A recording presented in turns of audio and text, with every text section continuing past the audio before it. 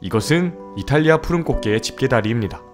아주 푸른색이지만 끓는 물에 넣어보면 이렇게 푸른색이 지워져 버립니다. 수상한 이탈리아 푸른 꽃게. 오늘은 이탈리아 푸른 꽃게를 해부해보겠습니다.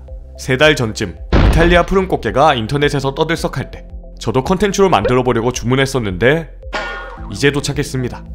그래서 조금 뒷북이지만 배달이 온 김에 두 꽃게의 생물학적 차이에 대한 영상을 만들어 보았습니다. 먼저 이탈리아 푸른 꽃게라 불리는 이 꽃게는 이전에는 대서양 꽃게라 불리던 종으로 원래 대서양 일대에서 서식하였지만 해수온도 상승으로 서식지가 계속해서 넓어지고 있는 종이죠. 사실 이탈리아에서도 꽤 오래전부터 발견되던 외래종인데 최근 몇 년간 개체수가 폭발적으로 증가하여 이탈리아의 조개 양식장에 큰 피해를 주어서 주목을 받게 되었죠. 이 과정에서 이탈리아 푸른 꽃게라는 별칭이 생기게 된 것입니다. 꽃게는 조개뿐만 아니라 다양한 해양 생물들을 잡아먹는데 육지에서 생물이 죽으면 제일 먼저 곤충이나 다른 절지동물들이 사체를 먹어치우는 것처럼 꽃게도 해저면에서 해양 생물들의 사체를 먹어치우는 청소부 역할을 하는 생물이죠. 이 개체는 크기가 작지만 실제로는 한국 꽃게보다 더 크게 자라기도 하는 종입니다. 그렇다면 이탈리아 꽃게와 한국 꽃게는 생물학적으로 어떤 차이가 있을까요?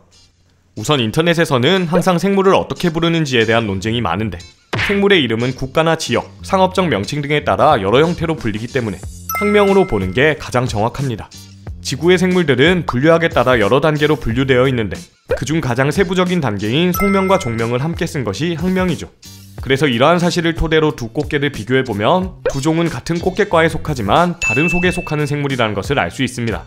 꽃게과 생물들은 각각의 형태나 복부의 모양, 다리의 형태 등으로 종을 구분하는데 이탈리아 꽃게와 한국 꽃게는 각각 옆부분의 돌기 개수도 같고 외형이 꽤나 유사한 편입니다.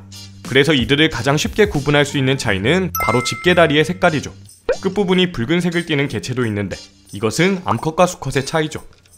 이러한 푸른색은 각각에 들어있는 크러스타시아닌이라는 색소에 의해 나타납니다. 그런데 사실 이 색소는 이탈리아 꽃게만 가지는 것이 아닙니다. 우리나라 꽃게의 다리에도 푸른빛이 띠는 걸 볼 수 있고 이렇게 각각이 청록색을 띠는 것 자체도 크러스타시아닌이 다른 색소와 섞여서 나타나는 색깔이죠.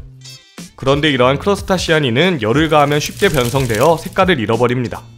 그래서 이탈리아 꽃게의 파란 집게를 끓는 물에 넣어보면 이렇게 푸른색이 빠르게 사라지는 것을 볼 수 있습니다.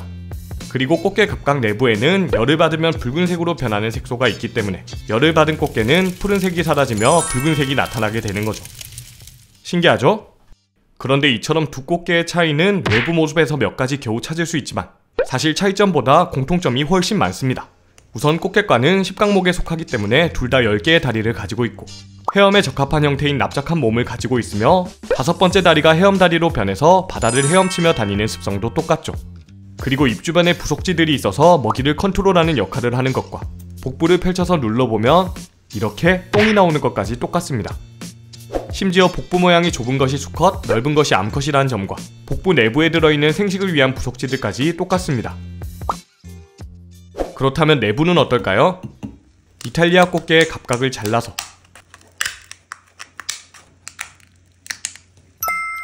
열어준 다음 막을 제거해주면 이렇게 내부를 볼 수 있습니다.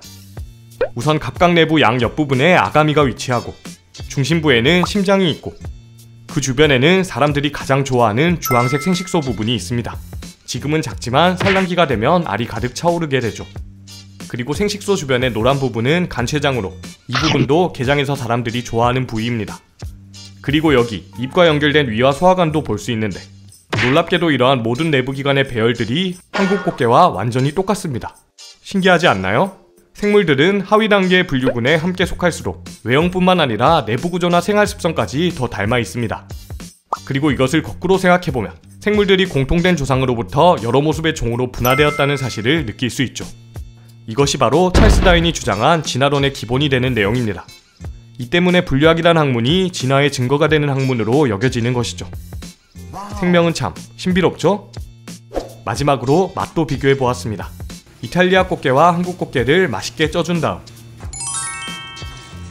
갑각을 열어주면 이런 모습입니다. 먼저 이탈리아 꽃게부터 먹어보았습니다.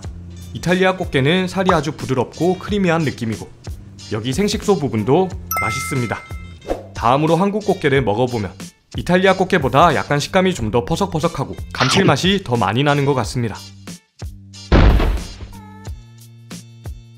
이번 영상은 여기까지입니다. 재미있게 보셨다면 구독 부탁드리겠습니다. 수상한 생물선생 수상한 생선이었습니다.